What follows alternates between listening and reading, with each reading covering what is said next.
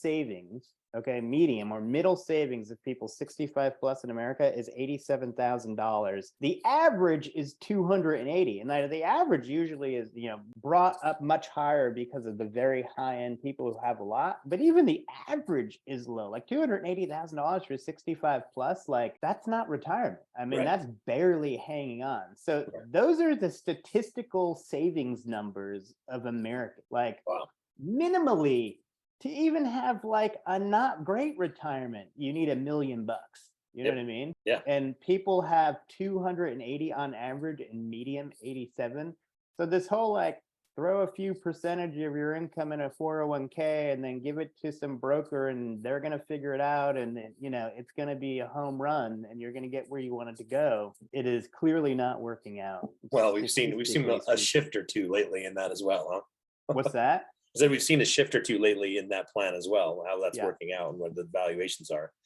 So we're big, obviously, in the real estate space, we're big proponents of that, of taking control of what you've got going on. And I mean, retirement accounts aren't a terrible thing, but looking into SDIRAs and the ability to diversify, the ability to actually have some conversations and do with your money what you would like to do, and to your point, and then become informed and asking the question why. So even if it is in stocks and bonds, mutual funds, ETFs, whatever it is, why is it there, and is it doing you a service? Yeah. Like, so that's a really huge thing for us when we're having conversation with people. Like, I don't know, obviously there's questions of liquidity and like, what's your goal? Like, what do you need from it?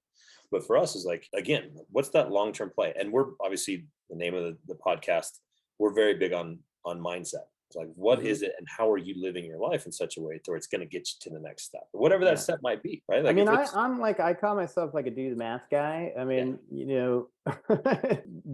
there's tons of detail in the whole investing thing, and what you're going to invest in and asset allocation and what your goals are and all that. But especially if you do this, a bit earlier in life, in that course I mentioned, the Financial Independence Roadmap, I have a basic calculator, right? Which says, it maps out 30 years, the next 30 years of your life. And it's like, you're going to be making this much money. You save this percentage of your income. It makes this percentage return. This is the result. And it just maps out all 30 years, and it shows you like where you're going to go. And then the calculator, you can change all the metrics. Like, well, what if I made 5% more every year? What if I got this much more in a return, return on investment? And when you quickly go in there and say, all right, I got 7% average return on my money. This is where I end up in 30 years. Oh, now I got 20%. This is where I ended up in 30 years. You're like, holy crap. That is like a huge difference. Like, that's the difference of me like struggling later in my life or not. And you quickly realize that you have to figure out how to get the most amount of return on your savings while you're working as you can. Like, that's your basic goal. You know what I mean? Is to make sure you save enough money and make sure that savings is growing.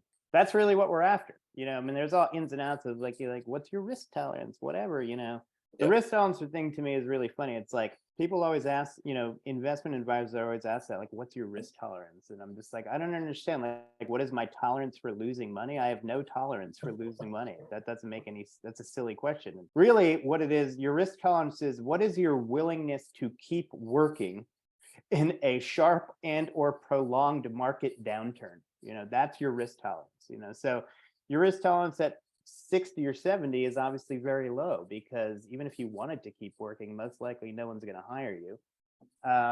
Your risk tolerance is lower at 40, of course, unless you want to retire early.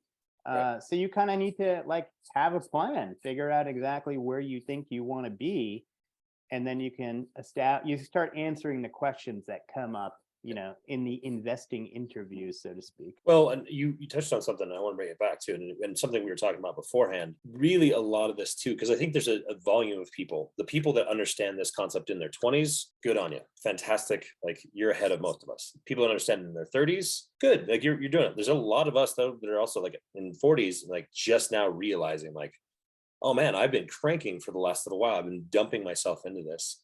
Maybe some people have some 401ks, like people in the creative industry, or that, for some of the things we do, we're not necessarily a part of corporations. There's a lot of independent contractors or small like S corps and things like that don't have a lot of this back end. And so just now realizing to play catch up. So a lot of these conversations you're having, number one is like housekeeping, like get your house in order. And then let's make a really good plan. Because no matter what, if you just keep ignoring it, you're only 5 years farther down the road. Yeah, a lot So, of people call me, they get in touch or like in their 40s and they're basically like, I'm worried I haven't put enough thought to this. I'm worried that like I'm behind now. I got like college coming up, within the next decade for the kids. Like I feel like I've been saying I'm gonna get to it for like 20 years now. yep. And so they're finally starting to take it seriously. That's great. 100%. You absolutely have to. I mean, as they say, the best time to plant a tree is 20 years ago. The next best time is today. But the earlier, the better, like you can't get time back, and that certainly applies to money among many other things in life. So I will say to your point of like independent contractors, stuff like that. Funny thing is, a lot of those people are best positioned to take advantage, of increased savings through getting business deductions, through having a solo 401k, which is even better than a regular 401k you could get at your job. Like take advantage of being an independent contractor. And I recommend to people, if you can move to a consulting thing and be an independent contractor, you should 100% do that. That's the business pillar. That's the entrepreneurial pillar. Not only potentially do you make more per hour, not only do you potentially have more control of your time so you can spend on other things like learning investing, but you also start to get the tax benefits of being a business owner and business deductions and all that sort of stuff. So that's an ideal thing to be able to do if you can.